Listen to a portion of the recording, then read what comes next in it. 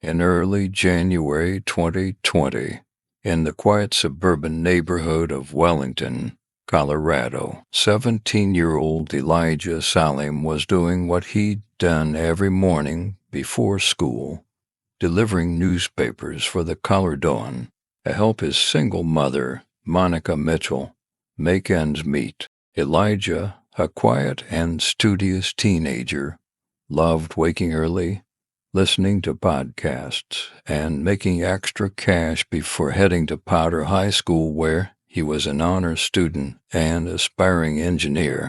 But on the morning of January 7th, something shifted. As Elijah was walking up a driveway with a paper in hand, a woman inside the house, who did not recognize him, peered through the curtains and made a chilling assumption.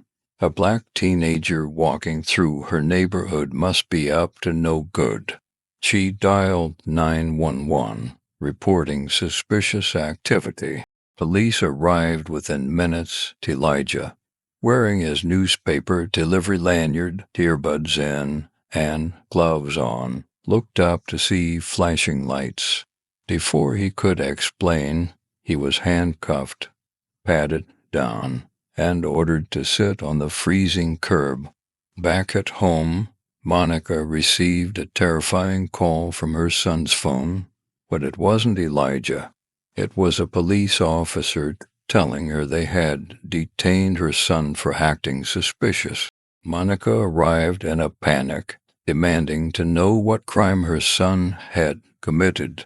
The officers explained that a resident thought Elijah might be casing houses. Monica, fierce and furious, pointed at her son's newspaper bag and said, "You mean to tell me my son delivering newspapers is a crime in Wellington now?" What made the situation worse was that even after confirming Elijah's identity and job, officers didn't immediately release him. Instead, they kept asking questions about whether he had ever been in trouble before, whether he lived around here, and if he had any weapons. The community response was swift and divided. Some neighbors defended the woman's decision to call the police.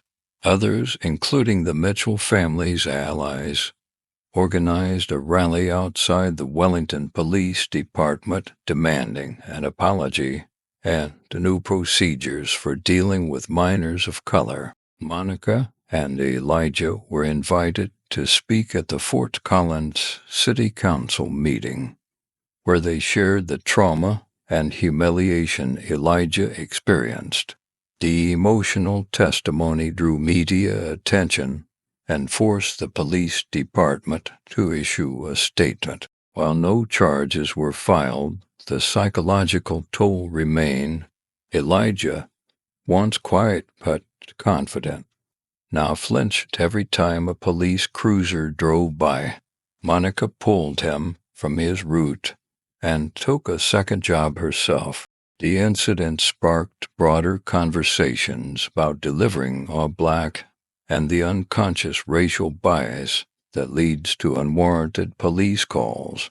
It led to the creation of a new city policy in Wellington requiring police to complete implicit bias training and publicly report data on police interactions involving minors.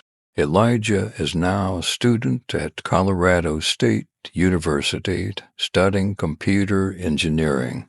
He often speaks at local schools about racial profiling and youth empowerment. Because what began as a morning paper route ended as a wake-up call to a community that being black should never be mistaken for being suspicious. If this story moved you, please like, share, and subscribe, and help us shine a light on voices that matter.